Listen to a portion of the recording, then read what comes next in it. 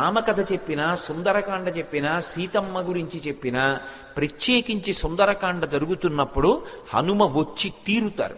ఎందుకు వస్తారంటే, రామాయణంలో ఉత్తరకాండలో ఒక విషయం ఉంది. రామచంద్రమూర్తి అవతార పరిసమాప్తి చేస్తూ హనుమని అడిగారు, హనుమ నువ్వు కూడా నాతో వచ్చేస్తావా అని అడిగారు. అక్కర్లేదు, మీ నామము మీ కథ ఎంతకాలం ఉంటుందో అంతకాలము నేను ఈ భూమి మీద ఉంటానన్నారు. అంత శక్తివంతమైనటువంటి సుందరకాండ యొక్క ప్రారంభం ఎక్కడ అంటే, నిజానికి మొదటి శ్లోకం తతో రావణనీతాయా అయినా దానికన్నా నేపథ్యం కిష్కింధకాండ చివరిలో పడింది. ఎందుచేత అంటే, కిష్కింధకాండ చివరికి వచ్చేటప్పటికి అందరూ శోక సముద్రంలో ఉన్నారు. ఎదురుగుండా సముద్రం, అందరి గుండెల్లో శోక సముద్రం. ఎందుచేత, ఎప్పుడో తప్పిపోయింది సీతమ్మ, జాడ తెలియదు. రాముడు ఏడుస్తున్నాడు, అన్న ఏడుస్తున్నాడు, లక్ష్మణుడు ఏడుస్తున్నాడు, భరతుడు అన్న కోసం ఏడుస్తున్నాడు, కౌసల్య సుమిత్ర కైకేయి బిడ్డల కోసం, రాముడి కోసం, కోడల కోసం, నందిగ్రామం వెళ్ళిపోయిన భరతుడి కోసం ఏడుస్తున్నారు. అసలు కోసల దేశ వాసులు ఎప్పుడు రాముడు వస్తాడని ఏడుస్తున్నారు. అవతల వానరులు సీతమ్మ జాడ తెలియలేదు. మాట ఇచ్చినటువంటి సుగ్రీవుడు సీతమ్మ జాడ కనిపెడతానన్నవాడు ఎలా కనిపెడతాడు? మాట దక్కించుకోగలడా? వానరులు ఏడుస్తున్నారు. సుగ్రీవుడు నా మాట నిలబడుతుందా? సీతమ్మ యొక్క జాడ కనిపెట్టి తేగలిగిన వాడు ఉన్నాడా? హనుమ కార్యం సాధించగలరన్న నమ్మకం ఉంది, కానీ అది జరిగే వరకు ఉద్విగ్నతతో ఉన్నాడు. అందరి హృదయాలు కూడా అత్యంత ఉద్విగ్నతతో కూడుకున్నటువంటి సందర్భంలో ఉన్నాయి. దక్షిణ దిక్కుకు వెళ్ళినటువంటి అంగదుడి నాయకత్వంలో వెళ్ళినటువంటి వానర సమూహంలో హనుమ సభ్యులు. కానీ ఆ వెళ్ళినటువంటి బృందం ఒక పెద్ద బిలంలో చిక్కుపడిపోయింది. ఆ చిక్కుపడిపోయినటువంటి కారణం చేత సుగ్రీవుడిచ్చినటువంటి కాలం దాటిపోయింది. సుగ్రీవుడిచ్చినటువంటి కాలం దాటిపోయింది కాబట్టి వెనక్కి వెడితే సుగ్రీవుడు చంపేస్తాడు. సుగ్రీవాజ్ఞ ఖచ్చితంగా తిరిగి రాకపోతే శిరచ్ఛేదం చేస్తానన్నాడు. వెనక్కి వెడితే సుగ్రీవుడు చంపేస్తాడు. అందుకని వాళ్ళకి బ్రతకాలనుంది, కానీ బ్రతకడానికి మార్గం లేదు. ఇది సుందరకాండ ప్రారంభం. కష్టమన్న మాటకి చిట్ట చివరి స్థితి ఏది అంటే, బ్రతకాలని ఉన్నా ఇక బ్రతకడానికి మార్గం లేదు. అంత పెద్ద కష్టంలో ఉన్నారు. వెనక్కి వెడితే సుగ్రీవుడు చంపుతాడు, ముందుకు వెళ్ళడానికి మార్గం తెలియదు, సీతమ్మ ఎక్కడుందో జాడ తెలియదు. అందుకని ప్రాయోపవేశం చేశారు. మేమందరం చచ్చిపోతామని పడుకున్నారు. మేమేమి ముట్టుకోం, మా అంతటా మా శరీరాలు పడిపోతాయి, లేదా క్రూర మృగాలో పక్షులో ఏవో వచ్చి మమ్మల్ని చంపేస్తాయి, తినేస్తాయి అని పడుకున్నారు. నిజంగా వాళ్ళు చచ్చిపోదామని అనుకోవట్లేదు, బ్రతకాలనుంది, కానీ చచ్చిపోవడం వినా మార్గం లేదు. అది అక్కడున్న స్థితి. అంత శోక సముద్రంలో ఉన్నారు. అటువంటి స్థితిలో అకస్మాత్తుగా ఒక పక్షి అరిచింది. వాళ్ళు తెలిసో తెలియకో రామకథ చెప్పుకున్నారు పడుకుని. ఇదెక్కడి ప్రారంభం వచ్చింది రామనకి? ఎక్కడో కోసల దేశానికి అయోధ్య రాజధాని. అయోధ్యని పరిపాలించిన వాడు దశరథుడా? దశరథుడికి 3 భార్యలా? 60,000 సంవత్సరముల వయస్సు వచ్చే వరకు బిడ్డలు లేరా? బిడ్డలు పుట్టకపోవడానికి ఎదురొచ్చినటువంటి పాపాన్ని పోగొట్టుకోవడానికి అశ్వమేధయాగం చేసి మంచి కుమారుల్ని పొందడానికి పుత్రకామేష్టి చేశాడా? చేసిన యజ్ఞ ఫలితంగా రామలక్ష్మణ భరత శత్రుఘ్నులు అనేటటువంటి 4 ఉత్తమురైన కుమారుల్ని పొందాడా? పెద్దవాడు సుగుణాభిరాముడా? సీతమ్మ తల్లితో కలిసి తండ్రి మాట నిజం చేయడానికి అరణ్యవాసానికి వెళ్ళాడా? సీతమ్మ తల్లిని రాక్షసుడు అపహరించాడా? ఆ రామచంద్రమూర్తికి మన ప్రభువైన సుగ్రీవుడితో స్నేహం కుదిరిందా? వాలిని సంహరించి సుగ్రీవుడికి పట్టాభిషేకం చేశాడా? నీకెందుకు సీతమ్మ జాడ కనిపెడతానని మన ప్రభువైన సుగ్రీవుడు మాటిచ్చాడా? ఇచ్చిన మాట నిలబెట్టుకోవడానికి అన్ని దిక్కులకి వానరుల్ని పంపి మన ప్రారంభం కొద్దీ దక్షిణ దిక్కుకి మనని పంపాడా? మనం ఈ బిలంలో చిక్కుబడిపోయామా? సమయం దాటిపోయిందా? బ్రతకడానికి మార్గం లేక ప్రాయోపవేశం చేసి చచ్చిపోవడానికి సిద్ధపడుతున్నామా? మన కుటుంబాలు ఏమైపోతాయో, మన జాడ తెలియక ఎలా ఏడుస్తారో అని తెలిసో తెలియకో రామకథ చెప్పుకుంటున్నారు. అకస్మాత్తుగా ఓ పెద్ద పక్షి అరిచింది. ఎవడురా నా తమ్ముడైన జటాయువు పేరెత్తినవాడు అంది. వాళ్ళు కథాపరంగా జటాయువు పేరు చెప్పారు. వాళ్ళు చచ్చిపోదామని ఉంది, పక్షి వచ్చింది చంపేస్తుందేమో అన్నారు. అప్పుడు వెళ్ళి అడిగారు, ఎవరు నువ్వు అన్నారు. నేను జటాయువు యొక్క సోదరుడు సంపాతిని, నా రెక్కలు కాలిపోయాయి, నాకు రెక్కలు లేవు, నన్ను తీసుకెళ్ళండి సముద్రం దగ్గరికి, నా తమ్ముడు మరణించాడన్న వార్త తెలిసింది కాబట్టి నేను జలతర్పణ చేస్తానంది. జలతర్పణ చేసి మీరు ఎందుకు బాధపడుతున్నారని అడిగింది. సీతమ్మ జాడ తెలియదు అన్నారు. నేను సంపాతిని, నాకు విశేషమైనటువంటి దృష్టి శక్తి, నేను ఇక్కడ కూర్చుని చూస్తున్నాను, అదిగో లంకాపట్టణంలో సీతమ్మ ఉంది, నా మాట నమ్మండి, మీరు బయలుదేరండి, లంకలో అన్వేషించండి, మీకు సీతమ్మ కనపడుతుంది అంది. ఆ మాట సంపాతి చెప్పగానే కాలిపోయిన రెక్కలు మళ్ళీ వచ్చాయి కిష్కింధకాండ చివర్లో. అంటే రామకార్యం మీద వెడుతున్నటువంటి వాళ్ళకి మాట సాయం చేసినంత మాత్రం చేత కాలిపోయిన రెక్కలు మళ్ళీ పుట్టాయి. తెగిపోయిన రెక్క పెరగచ్చు, ఊడిపోయిన రెక్క మళ్ళీ అంటించచ్చు, ఏదో శస్త్రచికిత్స చేసి. అవి కాలిపోయాయి కాబట్టి ఇక మొలవు పక్షికి. కానీ అది చేసిన పని ఏమిటంటే రామకార్యం మీద వెడుతున్న వాళ్ళకి గుక్కెడు మంచినీళ్లు కాదు ఇచ్చింది, ఒక్క మాట సాయం చేసింది. మాట సాయం చేసినంత మాత్రం చేత కాలిపోయిన రెక్కలు వచ్చాయి. అంటే రామ కార్యం మీద వెడుతున్న వాళ్ళకి చేసేటటువంటి ఉపకారమునకు ఉండేటటువంటి బలం, రామ కథ తెలిసో తెలియకో చెప్పుకున్నంత మాత్రం చేత కలిగేటటువంటి ఫలం ఆవిష్కరించారు కిష్కింధకాండ చివరిలో. కాబట్టి ఇప్పుడు సంపాతి వాక్కులు విని వాళ్ళందరూ దక్షిణ సముద్రానికి ఉత్తర తీరంలో కూర్చున్నారు. 100 యోజనముల లవణ సముద్రాన్ని దాటి వెళ్ళాలి. ఎవరు 100 యోజనముల సముద్రాన్ని దాటి వెడతారు? అందరూ ఎవరి బలాన్ని వాళ్ళు చెప్తున్నారు. అందులో పెద్ద పెద్ద వానరులు ఉన్నారు. వాళ్ళందరూ ఏదో 30 అన్నారు, 40 అన్నారు, 50 అన్నారు, 60 అన్నారు, 70 అన్నారు. అంగదుడు అన్నాడు, నేను 100 యోజనములు దాటి లంకాపట్టణానికి వెడతాను, కానీ తిరిగి రాగలనో రాలేనో చెప్పలేనన్నాడు. అందరూ అంతమంది పరివారం ఉండగా, పరివారం ఇక్కడ కూర్చుంటే ప్రభువు వెళ్ళి కార్యం చేస్తుంటే ఇంకెందుకు ఈ పరివారం, అలా నువ్వు వెళ్ళకూడదన్నాడు పెద్దవాడు జాంబవంతుడు. మరి ఎవరు పెడతారు? ఒక్క స్వామి హనుమ మాత్రం సముద్ర తీరంలో మిగిలిన వానరులకందరికీ దూరంగా కూర్చుని రామనామ జపం చేస్తున్నారు. ఎందుకని? ఆయనకి చిన్నతనంలో శాపం ఉంది. దేవతలందరూ ఇచ్చినటువంటి వరముల చేత విపరీతమైన బలం ఏర్పడిపోయింది. ఆ బలం ఏం చెయ్యాలో తెలియక చిన్నతనంలో మహర్షులు మడిబట్టలు ఆరేసుకుంటే వాటిని చింపేసేవారు, యజ్ఞకుండాలు కనపడితే తిరగతోసేసేవారు. ఇప్పుడు ఈ పిల్లవాడికి ఇంత బలం అనవసరం, వీడు పెద్దవాడయిన తర్వాత వీడికి అవసరం వచ్చినప్పుడు గుర్తొస్తే చాలని వాళ్ళు శేపురీరం రఘుశ్రేష్ఠ నాతి క్రుద్ధాతి మన్యభ అంటారు ఉత్తరాఖండలో. వాళ్ళేం కోపంతో కాదు, ఇప్పుడు ఇందుకు ఈ పిల్లాడికి ఇంత బలం, అవసరం వచ్చినప్పుడు గుర్తొస్తుంది. ఈ పిల్లవాడి బలాన్ని వీడికి మళ్ళీ జ్ఞాపకం చేస్తే వీడికి జ్ఞాపకం వచ్చి శాపం పోతుంది అని శాపం ఇచ్చారు. తన బలం తనకి తెలియదు. అందుకే వాలి తరువుకొస్తున్నప్పుడు కూడా కిష్కింధకాండలో సుగ్రీవుడు పారిపోతుంటే హనుమ కూడా వెళ్ళిపోయారు తప్ప వాలికి ఎదురు తిరగలేదు. తన బలం తనకి తెలియదు. ఇప్పుడు జాంబవంతుడు హనుమ దగ్గరికి వెళ్ళారు. వెళ్ళి, నాయనా హనుమ, వానరజాతి యొక్క పరువు ప్రతిష్టలన్నీ నీ చేతుల మీద ఉన్నాయి, ఇంతటి బల సంపన్నుడవి, ఈ లోకంలో ముగ్గురున్నారు గమనవేగం ఉన్నవారు, అంత వేగంగా వెళ్ళగలిగినటువంటి ప్రాణి 4వది లేదు. మొట్టమొదటి వాడు వాయుదేవుడు నీ తండ్రి, 2వ వాడు గరుత్మంతుడు, 3వ వాడు నువ్వు. ఇంతటి వేగం కలిగిన వాడివి, ఇంత బలం కలిగిన వాడివి, ఇంత బుద్ధిబలం ఉన్నటువంటి వాడివి, నువ్వు వానరజాతి పరువు ప్రతిష్టలు రామకార్యం ఆలోచించకుండా చేతకాని వాడిలా ఇలా కూర్చుంటావా? నీ తల్లి పుంజకస్థల, ఆమె అప్సరస, ఒకానొక శాపకారణం చేత ఈ భూమి మీద జన్మించింది. ఈ భూమి మీద జన్మించి నీ తండ్రి అయినటువంటి కేసరికి భార్య అయింది. ఆమెకి వాయుదేవుని యందు ఔరసపుత్రుడిగా జన్మించిన వాడివి. పుట్టగానే అపారమైనటువంటి వేగంతో సూర్యమండలం వైపు ప్రయాణం చేసి ఉదయిస్తున్న సూర్యబింబం తినే ఫలం అనుకుని వెళ్ళావు. ఇంద్రుడు వజ్రం పెట్టి కొడితే హనువులంటే నీ యొక్క దవడ సొట్టబడి కింద పడ్డావు కాబట్టి నీకు హనుమ అని పేరొచ్చింది.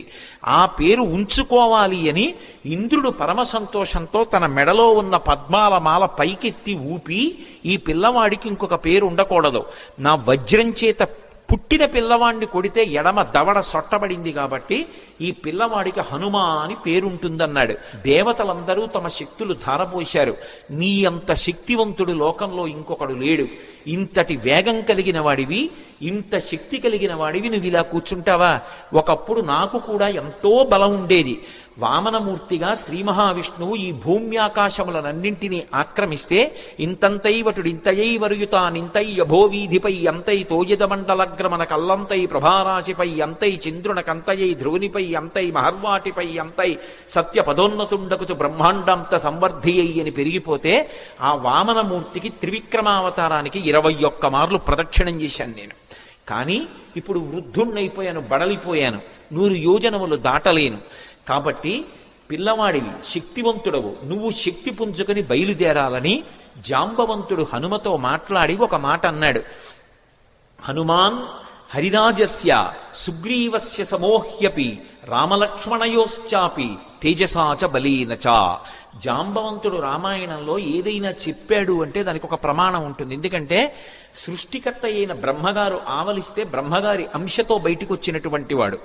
ఆయన అంటున్నాడు, హనుమాన్ హరిరాజస్య, ఓ హనుమ, నువ్వు వానరులకంతరికీ కూడా రాజుతో సమానమైన వాడివి. పేరుకి సుగ్రీవుడు రాజు, కానీ సుగ్రీవుడి కన్నా నువ్వు ఏ విషయంలో తక్కువ కాదు. సుగ్రీవుడే కాదు, రామలక్ష్మణయోశ్చాపి తేజసాచ బలీనచ, రామలక్ష్మణులతో కూడా నువ్వు తేజస్సులో బలంలో సమానమైనటువంటి వాడివి. అటువంటి వాడివి ఇలా కూర్చుంటావా? ఉత్తిష్ట హర్షార్దూల హరిషార్దూల లంఘవస్య మహార్ణవం పరాహి సర్వభూతానాం హనుమన్యా గతిస్తవ. ఓ హనుమ, నీవు నీ బలాన్ని జ్ఞాపకాన్ని తెచ్చుకొని పైకి లేచి ఈ సముద్రాన్ని దాటు. నువ్వు దాటుతున్నప్పుడు ఈ బ్రహ్మాండంలో ఉన్నటువంటి సమస్త భూతములు ఆశ్చర్యపోతాయి నీ గమనశక్తిని చూసి. ఆశ్చర్యపోయి భూతకోటి అంతా లేచి నిలబడి నమస్కరిస్తుంది. అంత వేగంతో వెళ్ళగలిగిన వాడివి. అటువంటి వాడివి ఇలా కూర్చోకూడదు. వానర జాతి పరువంతా నీ చేతిలో ఉంది. నువ్వు ఇవాళ వెళ్ళి సీతమ్మ దర్శనం చేసి వచ్చి ఆమె జాడ తీసుకొస్తే మనం వెళ్ళి మళ్ళీ సుగ్రీవుడికి చెప్తే, సుగ్రీవుడు రాముడికి చెప్తే, రాముడి వలన ఉపకారం పొందినటువంటి సుగ్రీవుడు ప్రత్యుపకారం చేశాడనేటటువంటి మాట నిజమవుతుంది. లేకపోతే మన ప్రభువు పరువు పోతుంది. ప్రభువు చేత పరిపాలింపబడిన వానర జాతి పరువు పోతుంది. ఇంతమంది పరువు నీ చేతిలో ఉంది. ఇంతమంది శోకాన్ని పోగొట్టగలిగిన వాడివి నువ్వే. నాయనా లే అని ఒక్కసారి ప్రచోదనం చేస్తే శాప విమోచనం అయిపోయింది. తెలియక ఒక మాట అంటుంటారు, హనుమకి తన బలం గుర్తు చెయ్యాలని. మనం ఇప్పుడు జ్ఞాపకం చెయ్యక్కర్లేదు. ఎప్పుడో కిష్కింధకాండ చివరిలో సుగ్రీవుడు చేసినటువంటి స్తోత్రం చేత హనుమ యొక్క ఆ శాపమంతా విమోచనం అయిపోయింది. వెంటనే ఆయన తన బలాన్ని తాను జ్ఞాపకానికి తెచ్చుకొని మహేంద్రగిరి మీదకి ఎక్కుతూ అక్కడ నిలబడి ఒక మాట చెప్పారు, నా బలం నాకు జ్ఞాపకానికి వచ్చింది. నాతో సమానంగా వెళ్ళగలిగినటువంటి వాళ్ళు ఇద్దరే. ఒకటి నా తండ్రి వాయుదేవుడు, 2 గరుత్మంతుడు.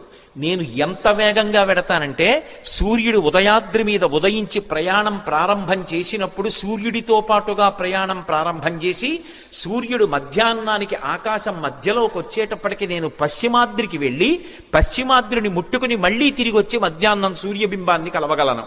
అంత వేగంతో వెళ్ళగలను. సముద్రం మీద నేను వెడుతున్నప్పుడు నా వేగాన్ని తట్టుకోలేక నా తొడల యొక్క వేగానికి సముద్రాన్నంతటినీ చాప చుట్టినట్టు చుట్టి నీటిని పైకెత్తి తీసుకుపోగలను. ఆకాశంలో ఉండేటటువంటి మేఘములనన్నిటినీ కూడా నా భుజముల చేత కట్టకట్టి ఈడ్చేయగలను. ఈవలి ఒడ్డున నిలబడి ఆవలి ఒడ్డుని నా చేతితో స్పృశించగలను. పర్వతములను పైకెత్తి ఆడి వాటిని చూర్ణములను చెయ్యగలను. ఈ భూమినంతటినీ చుట్టతాను. సముద్రాలన్నింటినీ కూడా కలచివేసి అవి తమ చెలియల కట్టలు దాటి ప్రవహించేలా చెయ్యగలను. అంతటి శక్తివంతుడనన్న విషయం నాకు అర్థమైంది.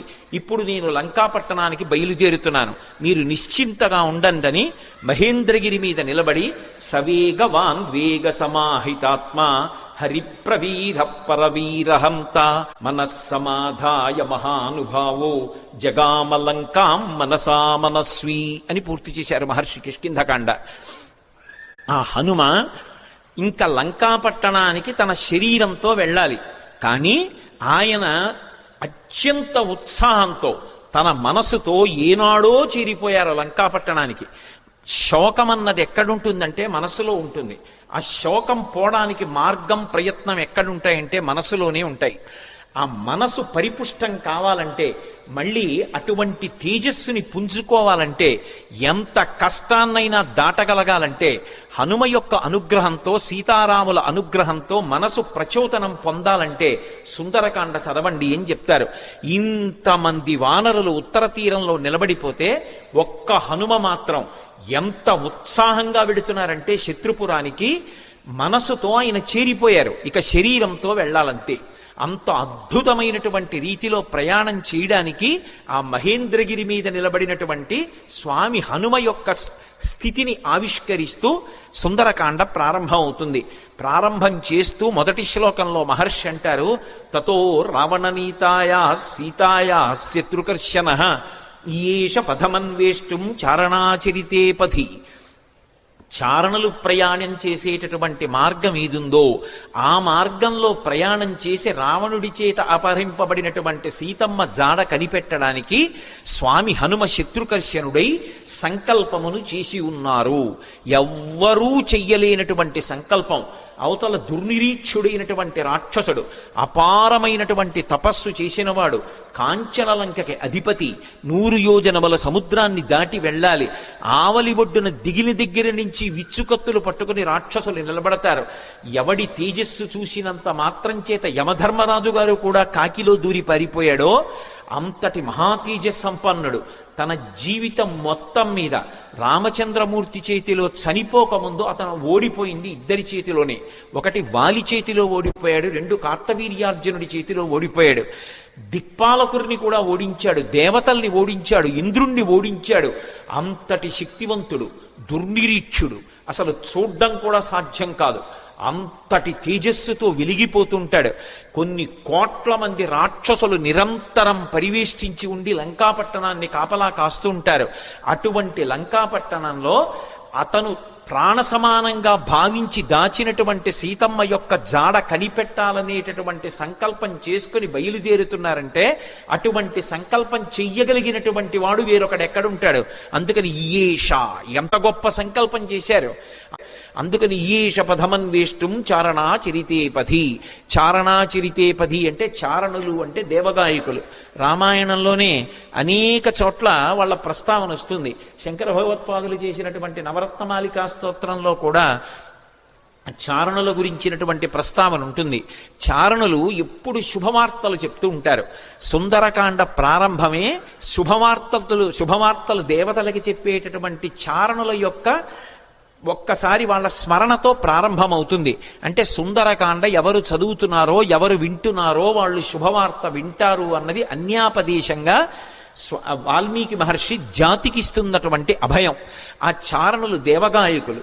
వాళ్ళు భూమికి దగ్గరగా తిరుగుతూ ఉంటారు. వారు భూమి మీద దిగరు, ఆకాశ మార్గంలో వెడుతూ ఉంటారు. అంటే స్వామి హనుమ సముద్రం మీద కాకుండా, సముద్రానికి తగలకుండా ఆకాశ మార్గంలో వెళ్ళడానికి నిర్ణయించుకున్నారు అన్నది భావన. ఎందుచేత అంతటి శక్తివంతుడు, అంతటి గమనవేగం కలిగిన వాడు, గరుత్మంతునితో సమానమైన వాడు కాబట్టి ఆయన వెళ్ళగలరు ఆకాశంలో. కాబట్టి తతో రావణనీతాయా సీతాయా శత్రుకర్షణ ఈయేష పథమన్వేష్టం చారణాచరితే పథి. అదే శ్లోకం సంసారం అనేటటువంటి సముద్రాన్ని తరించడానికి ఎటువంటి ఉపాయములను అనుష్ఠిస్తారో అటువంటి ఉపాయములు హనుమ ద్వారా ఆవిష్కరింపబడిన కాండ కాబట్టి అదే శ్లోకాన్ని వేరొక రకంగా అన్వయం అయినప్పుడు హనుమ వలన మాత్రమే మళ్ళీ అందులో ఇంకొక విషయం ఆవిష్కరింపబడుతుంది. ఆయన చారణాచరితే పథి, చారణులు వెళ్ళినటువంటి మార్గంలో వెడుతున్నారు. చరణము అన్న మాట దేనికి అన్వయం అవుతుందంటే ప్రధానంగా వేదంలో ఉండేటటువంటి మంత్రభాగాలు ఉంటాయి. వేదంలో ఉండేటటువంటి మంత్రభాగాలకి సంబంధించినటువంటి విభాగాల్ని చరణములు అని పిలుస్తారు. చారణ చరితేపథి అంటే వేదము చేత చెప్పబడినటువంటి సంప్రదాయబద్ధమైనటువంటి మార్గంలో ప్రయాణం చేసి బ్రహ్మ విద్యాస్వరూపిణి అయినటువంటి సీతమ్మ జాడ తెలుసుకోవడానికి ఒక గొప్ప ఉపాసకుడు ఉపాసన ప్రారంభం చేశాడు. అంతర్ముఖత్వాన్ని, లంక అనబడేటటువంటి ఈ శరీరం లోపలికి వెళ్ళి ఇక్కడే ఉన్నటువంటి సీతమ్మ యొక్క దర్శనానికి వెడుతున్నాడు.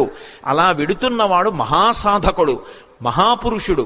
ఆయన తప్ప మిగిలిన వాళ్ళు ఈ కంటితో ఎదురుగుండా ఉన్న వాటిని చూసి ఆనందపడుతుంటే, భోగం అనుభవిస్తుంటే, ఆయన ఈ కన్నులు మూసి వేదము చేత చెప్పబడినటువంటి మంత్రములను ప్రమాణంగా తీసుకుని చారణా చరితేపథి, ఆ వేదము చెప్పిన సంప్రదాయ పద్ధతిలో అంతర్ముఖత్వంతో లోపల ఉన్నటువంటి బ్రహ్మ విద్యాస్వరూపిణి అయినటువంటి జగన్మాత దర్శనానికి బయలుదేరుతున్నారు.